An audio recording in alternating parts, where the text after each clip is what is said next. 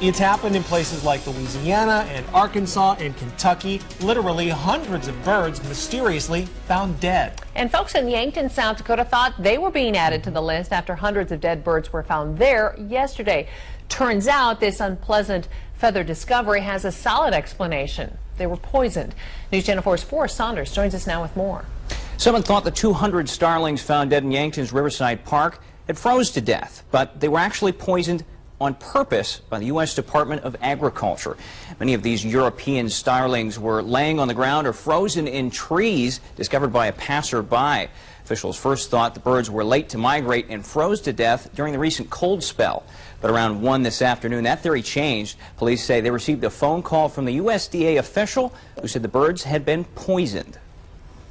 They said that they had poisoned the birds about 10 miles south of Yankton, and they were surprised that they came to Yankton like they did and died in our park.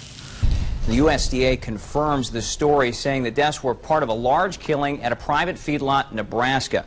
They say a local farmer had been having troubles with about 5,000 starlings defecating in his feed meal. The Department of Ag officials say because of the health concern for the farmer's animals and staff, they decided to kill the birds. They used a bait laced with the poison DRC 1339. The USDA says the birds ate the bait, then flew back to Yankton and died. They say poisoning isn't a common practice, though. We're doing it to address, in this case, very definitely agricultural damage as well as the potential for human health and safety issues.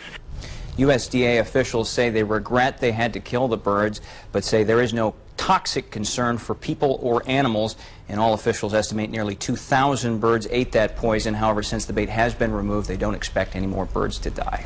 And Forrest, we were talking just a few minutes ago. This is something that the USDA says they only do in the winter times in this part of the country? Yeah, they say they only do it in the wintertime in the northern states, and that's mostly because this is where the problems are. So that's why they do it. All right. Thanks, Forrest Saunders, tonight.